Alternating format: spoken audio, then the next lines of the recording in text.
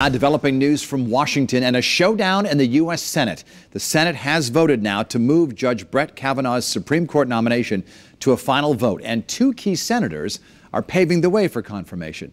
Senators Susan Collins and Joe Manchin say they will vote yes, that vote likely to come tomorrow evening.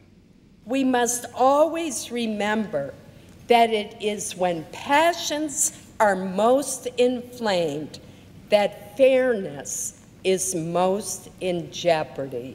The most contentious confirmation of a Supreme Court nominee in decades has taken dramatic twists and turns after multiple women accused Kavanaugh of sexual misconduct, but the FBI could not corroborate the allegations. Here in Connecticut, reaction is strong to today's developments, which paves the way for Kavanaugh to become a Supreme Court justice. There was an anti-Kavanaugh rally shortly after the Senate closed the vote on the debate on his nomination.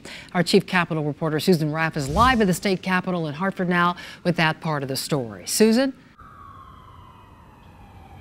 Denise, it is not a done deal yet, but at this point, it does look like Brett Kavanaugh will be the newest member of the U.S. Supreme Court.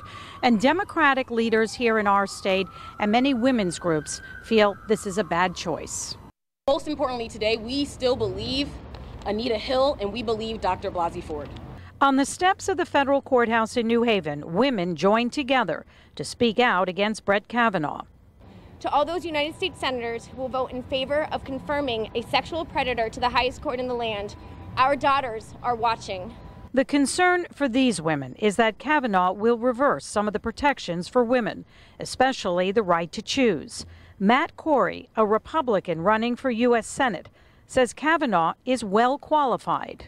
There was no mention of him overturning Roe versus Wade. This is another fundraising method for our two senators. Look, Connecticut is one of the most pro-abortion states in the country.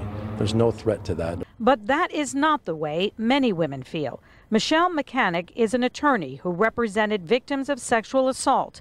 She says if Kavanaugh is approved, it will discourage many from speaking out. When a person says, I've just been robbed at gunpoint, nobody says, I don't know, what were you wearing? So, with that being said, yes, it will disincentivize people from coming forward.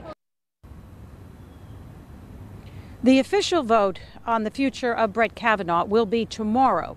But right now, with Republican senators like Susan Collins of Maine and others voting yes, it looks like Kavanaugh will be confirmed.